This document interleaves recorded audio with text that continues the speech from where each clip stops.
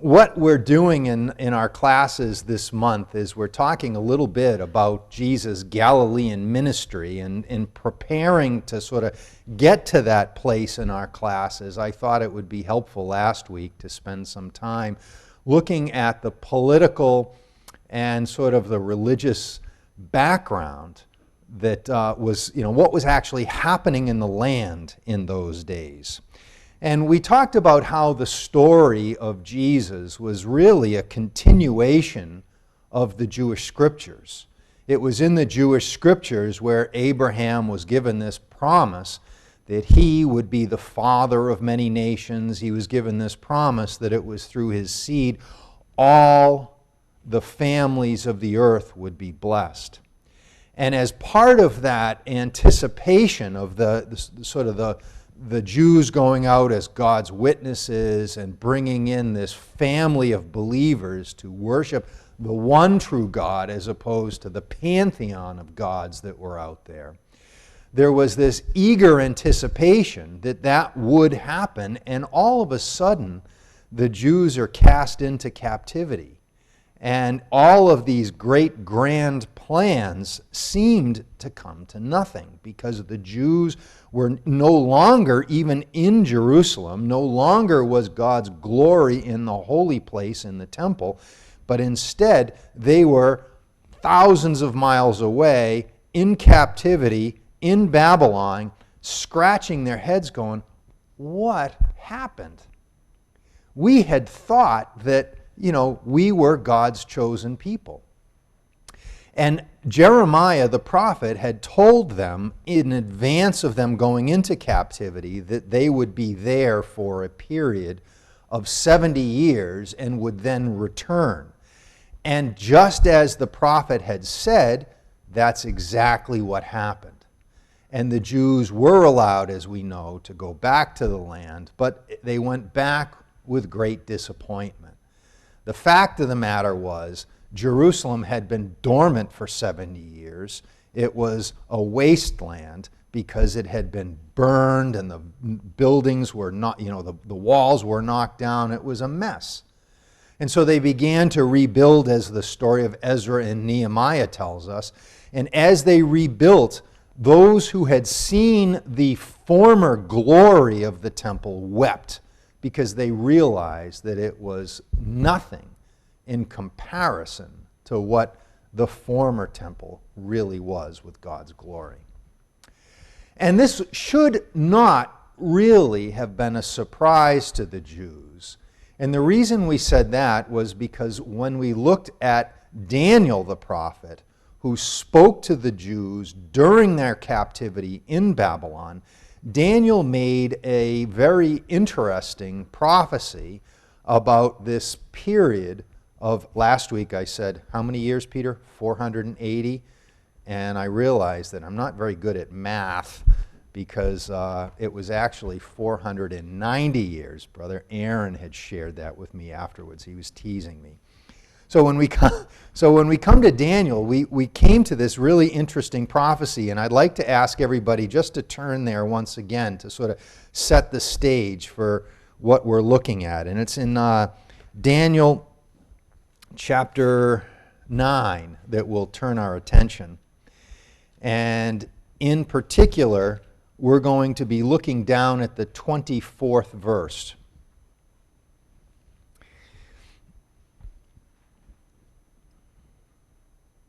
And it says in verse 24, this is Daniel prophesying now about the Jews returning to Jerusalem. They were under the impression that they would return in 70 years.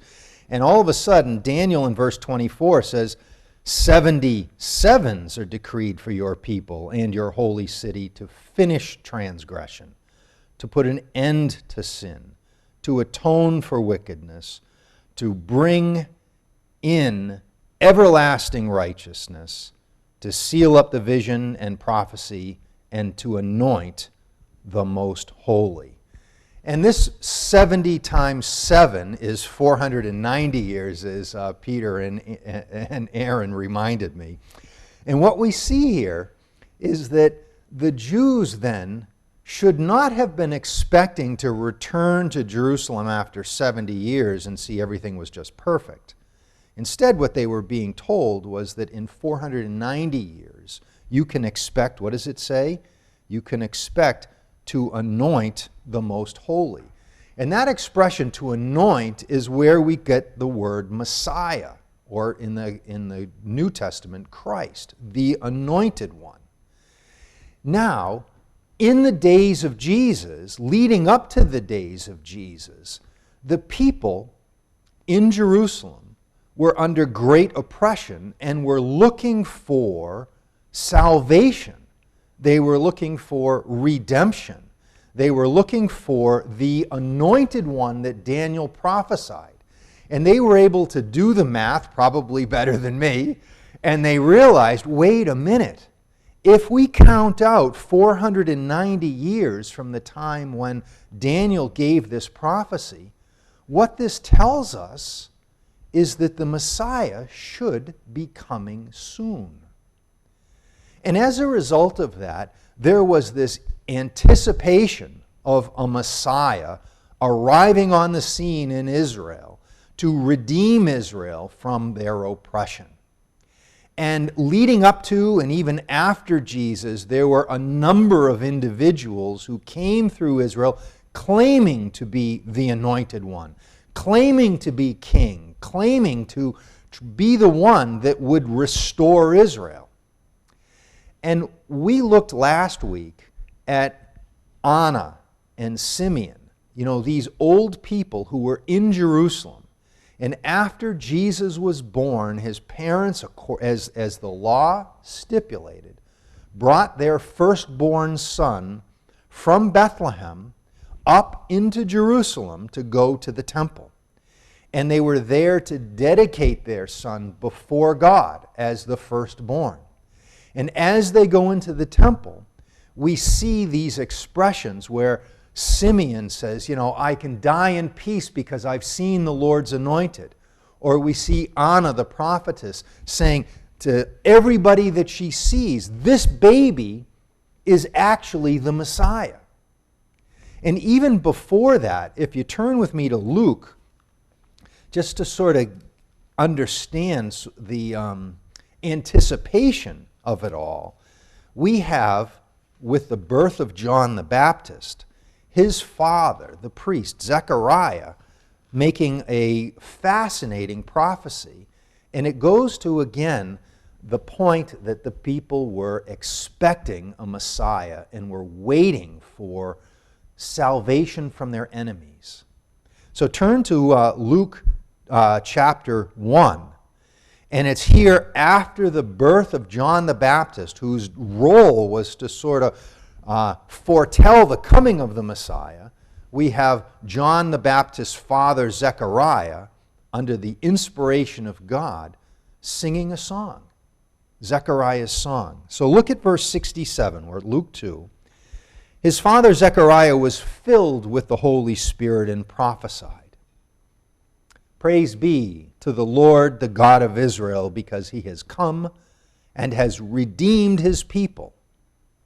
He has raised up a horn of salvation for us in the house of his servant David, as he said through his holy prophets long ago. And here's the point: salvation from our enemies and from the hand of all who hate us, to show mercy to our fathers and to remember his holy covenant, the oath he swore to his father Abraham, to rescue us from the hand of our enemies. This idea of rescuing, this idea of salvation, was not about, salvation from sin necessarily. In the minds of the people in Israel, it was all about salvation and rescue from the oppression of high taxes, of soldiers on every street corner, of just the oppression of being a people who were under the subject of the Roman authorities. That was really the salvation they were looking for. And so, when we come to Jesus, we see that there was this eager anticipation. In Acts chapter 5, and this will sort of be the end of our brief summary about that, Acts chapter 5, we read about a number of individuals who claimed to be messiahs, or who rose up to take a position of kingship. One of those people in Acts chapter 5 was referred to as Judah the Galilean. And the reason we want to draw our attention to him was because our subject this month is about Jesus preaching in Galilee. And this man, Judah the Galilean, came about around the time when Jesus was about to be born. And he rose up and got about 400 men with him to sort of take some authority. And what I'd like to do now is I'd like to talk a little bit more about the political background as it relates to the Romans in the area.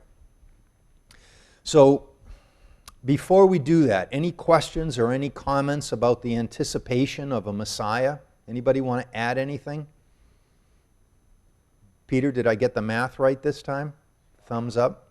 Okay. All right.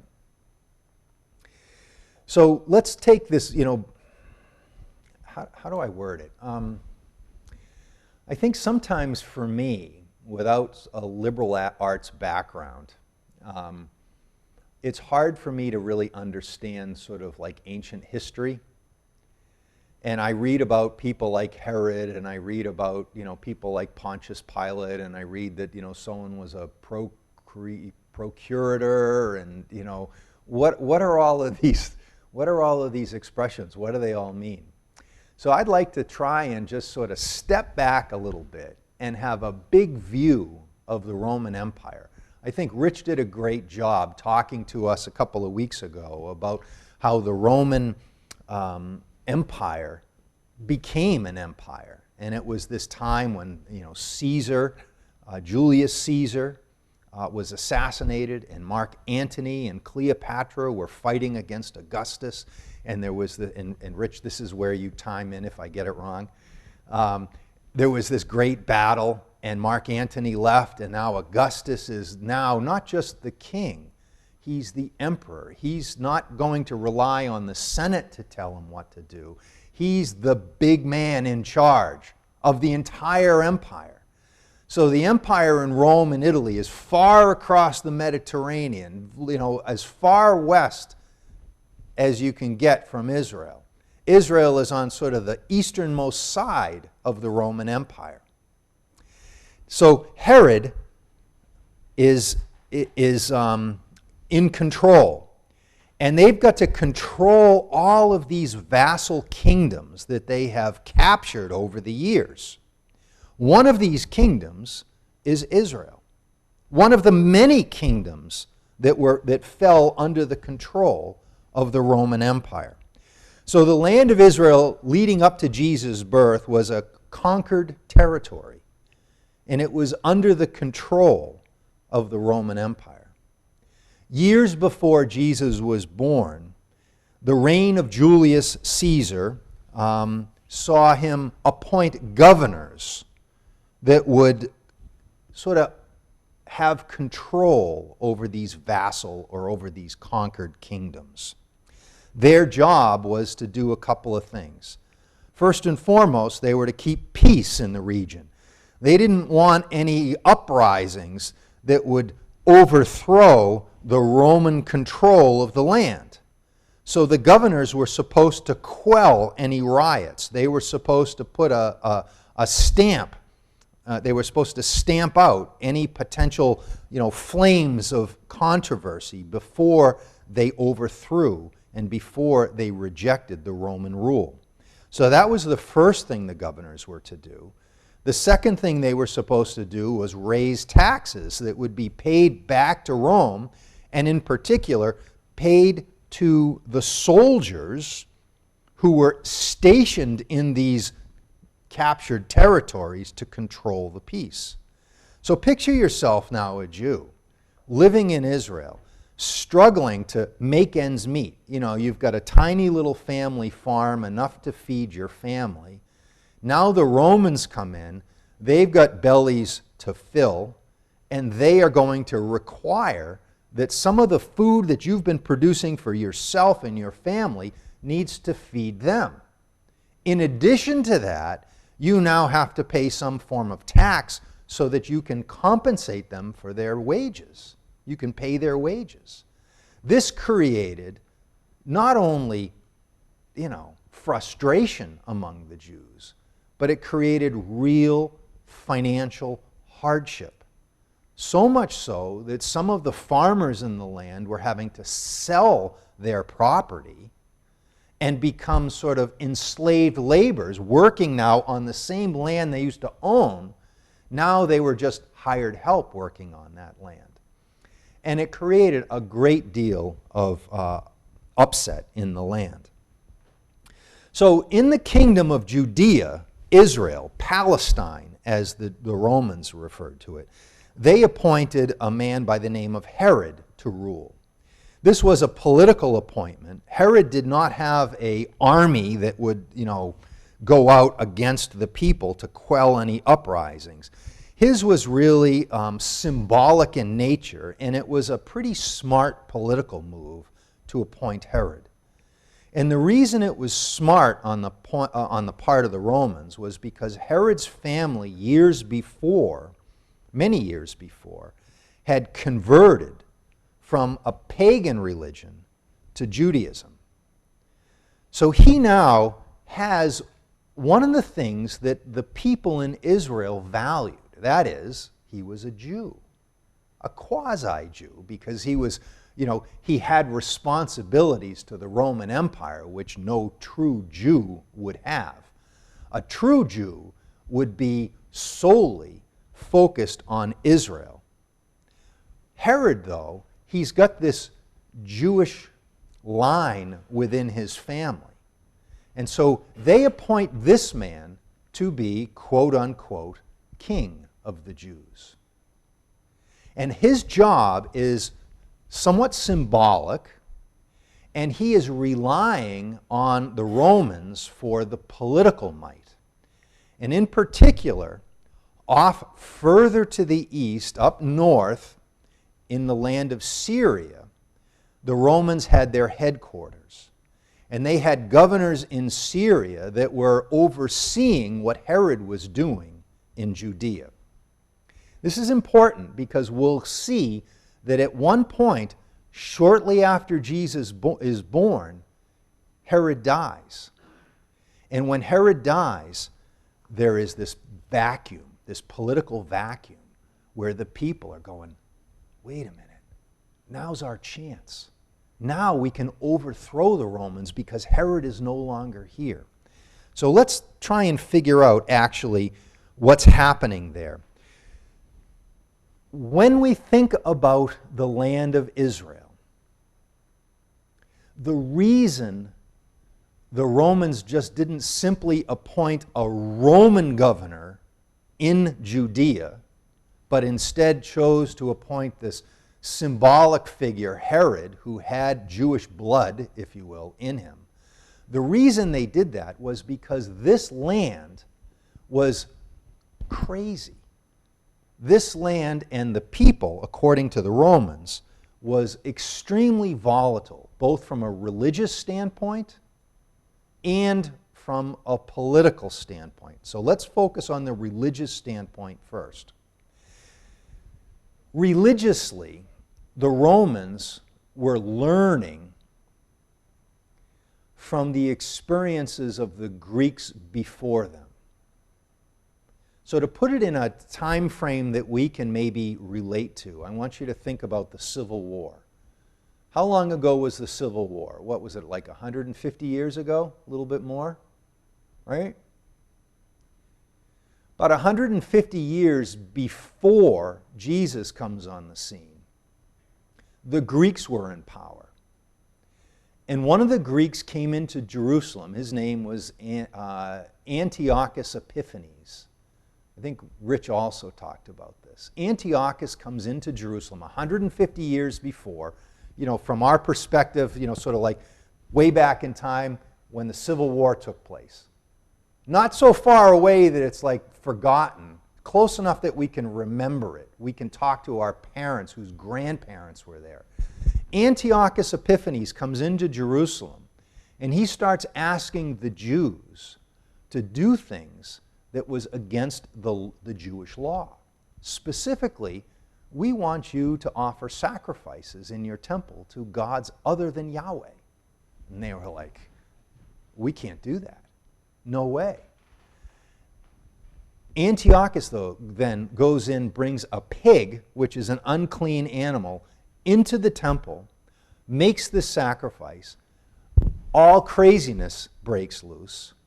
The Maccabees revolt against the Greeks, and for a short period of time, the Jews now are an autonomous nation. They have overthrown the Greeks, and they're in control of Jerusalem. Fast forward from there 150 years, you've got Herod now in charge, and Herod's going, you've got Caesar, Augustus in charge, and Caesar's going, we're not going to make this mistake again. We're going to make sure that when we put somebody in Jerusalem, that person in Jerusalem will be sensitive to these weird things, the peculiarities of the Jews. In other words, we're not going to force the Jews to worship the pantheon of gods that we in Rome do. So we'll put the Jewish Herod, a Jewish guy, in there. And that's what they do. But again, he doesn't have the army. The Syrians, sort of to the northwest of Galilee, the Syrians have a governor there that oversee Herod. All right, any questions about that? That's the religious volatility that was in the land. We're talking about Herod. Let's turn back to the Bible. Let's get out of this history stuff. And what I want to do is I want to turn to, let's start in Matthew, where we're going to read about Jesus' birth. Matthew chapter 1. And we'll look at verses... Now, Matthew chapter 2, we'll look at verses 1 through 3. It says, after Jesus was born in Bethlehem in Judea during the time of King Herod, okay, so this is the same Herod we're talking about, wise men, Magi from the east, came to Jerusalem and asked, where is the one who has been born King of the Jews? Now, this is probably well-worn territory. We know how Herod reacted to this question when he heard it. But what you may not realize is that at this point in time, Herod is an old man. He doesn't have many years left to live. And I want to draw out the fact that he is at this stage of his life because it highlights what a crazy man he truly was. So he's, not long for this life. He hears that a child has been born who has been said to be king of the Jews. There's no way an infant is going to overthrow King Herod at that particular point in time. And yet, Herod's plan now is to go to Bethlehem and to annihilate, to create a genocide where they destroy, murder all the boys who are 2 years of age and younger. This is how wicked he was.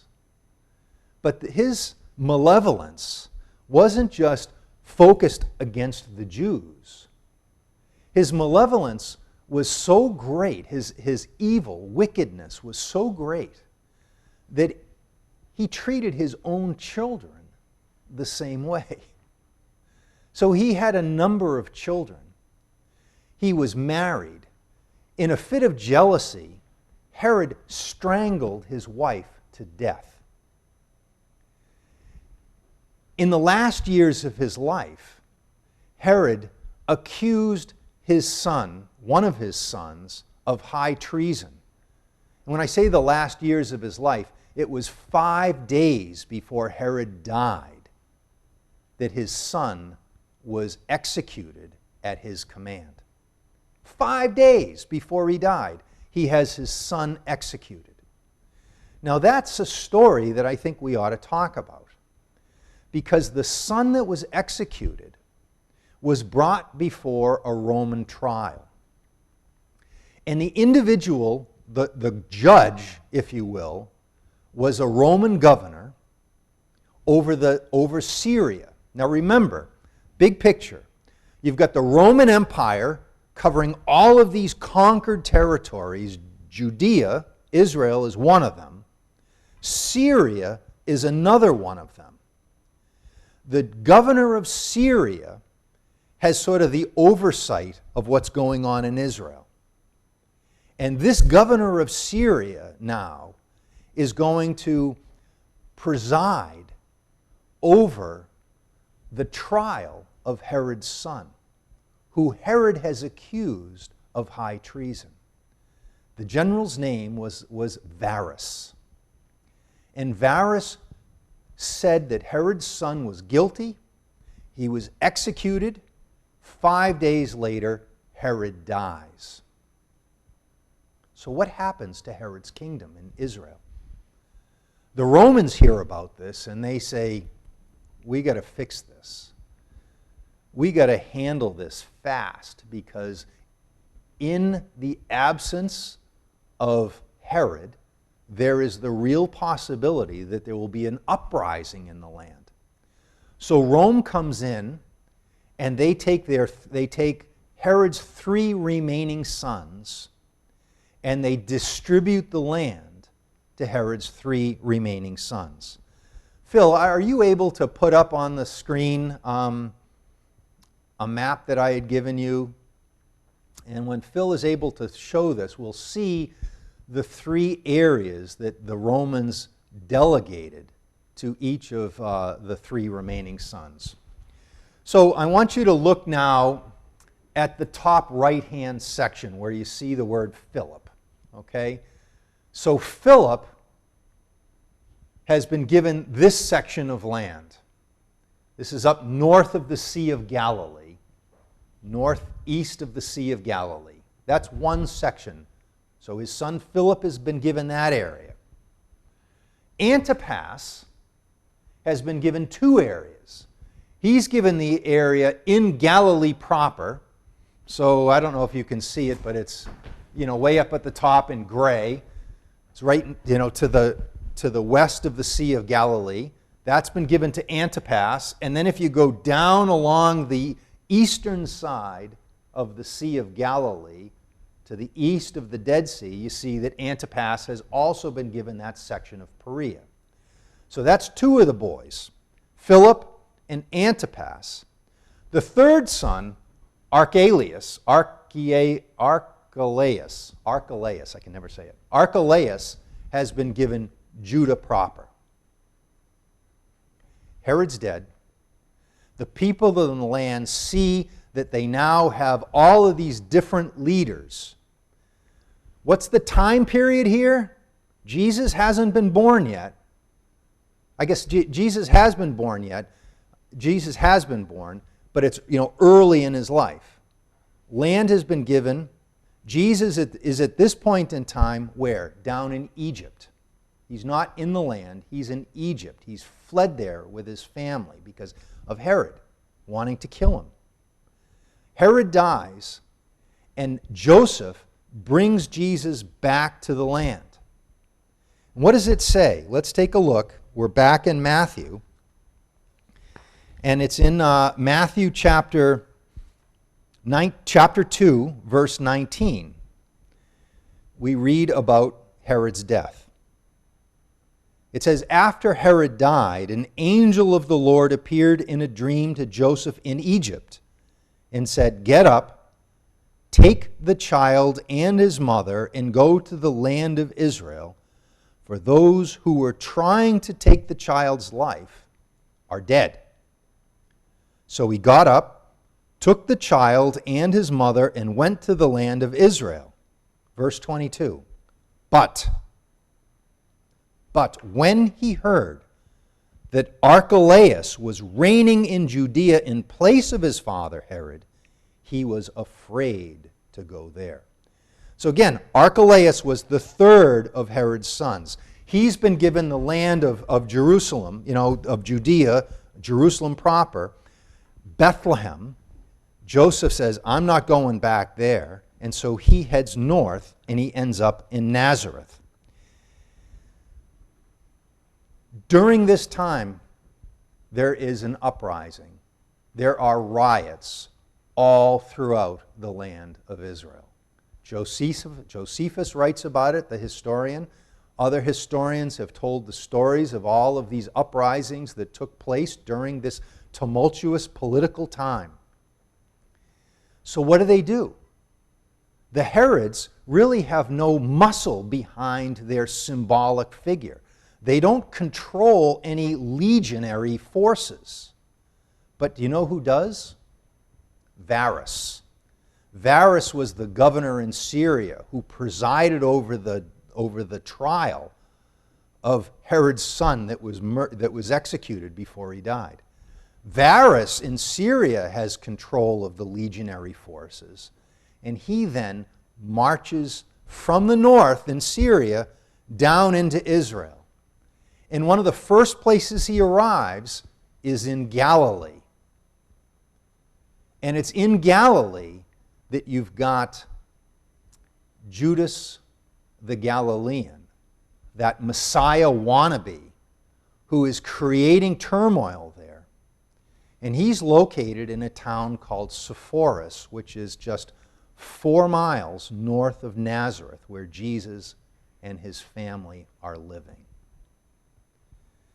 And what Varus does is he goes into the town, the city of Sepphoris, and he burns it to the ground. And it's said that he crucified about 2,000 men in that city and sent the rest of them into slavery as a way of demonstrating the power of the Romans, so that all those who saw their friends, their family, their neighbors hanging on these execution poles, these crucifixion stakes, they would take warning and they would keep quiet and they would remain under the oppression of the Romans. They might not like it, but they would be intimidated enough that they wouldn't rise up against the Romans. And so Varus, the governor of Syria, comes into Sepphoris, does this to the city. Think of the proximity now between Jesus and his family just 4 miles south of this city. This is happening just as Joseph and his family are returning from Egypt. It's a scary thing. And we said last week, you can imagine what it must have been like for Mary and Joseph to raise their child there in the midst of that political nightmare, that environment where there was murder and executions on every street corner. This was the childhood that Jesus would have been exposed to. And it's interesting because when we think about the town of Sepphoris, it's so close to Nazareth, less than 5 miles. You've been there, right? It's a city that's high on a hill. If there's any reference to this town in the New Testament, it's found in one place and only cryptically. It's in the Sermon on the Mount. Jesus is preaching on the Sermon on the Mount, and we know the story about, the light of the world. What does Jesus say? Matthew 5, he says, "A city on a hill cannot be hid." Many people identify that as being Sepphoris. It was a city on a hill that had views. You could be on Sepphoris, and you could look to the west and see the Mediterranean. And you could look to the east and you could see the Sea of Galilee. It was up high for all to see. But outside of that one cryptic reference, there's no other discussion about the town of Sepphoris. Jesus never traveled there. There's no preaching taking place in Sepphoris. Never do we hear its name.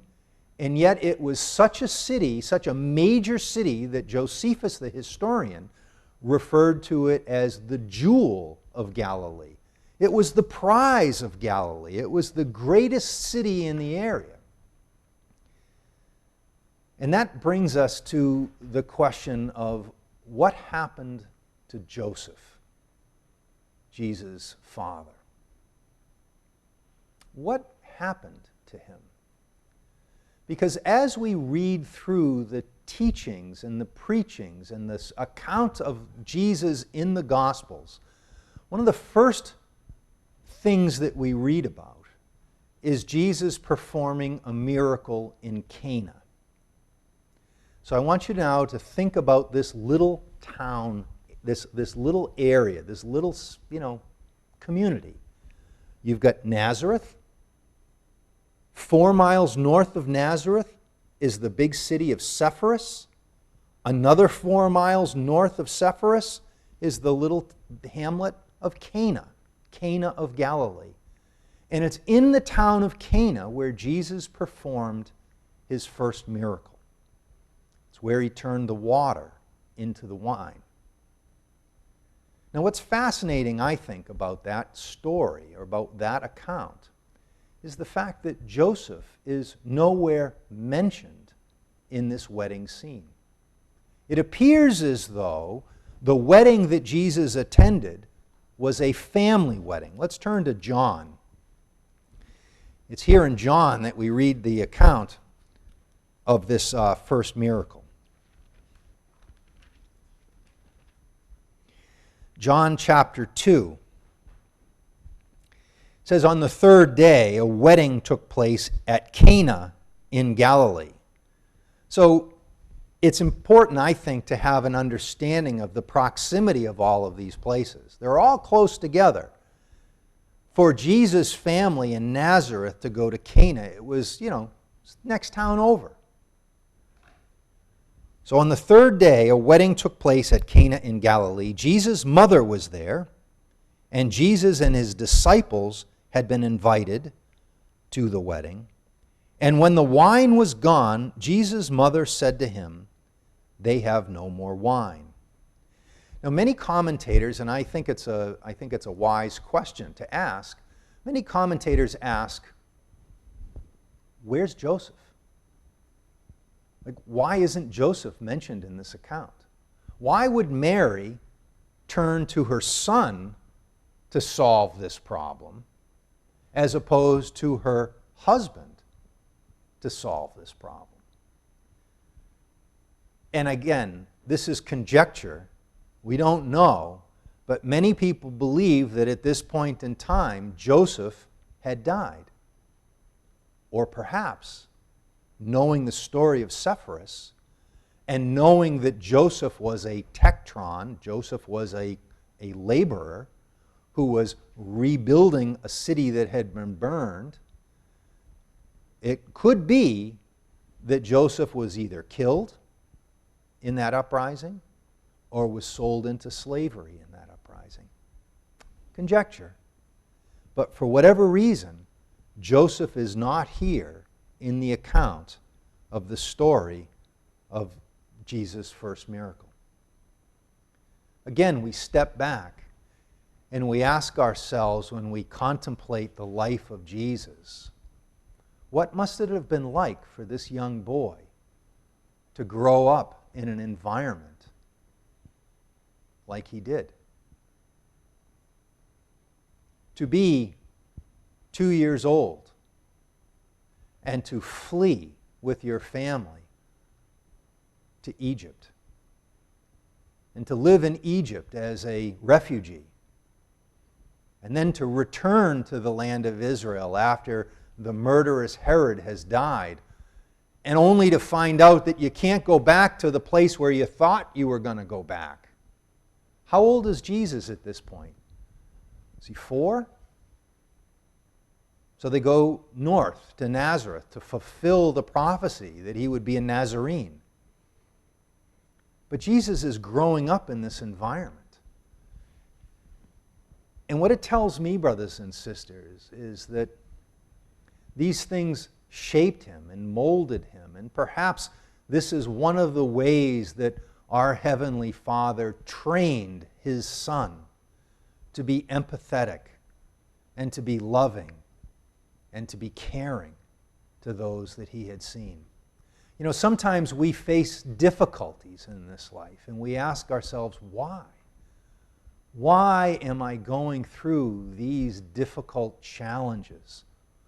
Why is it that things just pile on top of it, one after the other? I mean, we can think about the Boyko family this morning. Why did these things happen? And perhaps it's a way that God trains us. It's a way that God trained Jesus so that he could be more loving and more compassionate and more empathetic to those that he met along the way.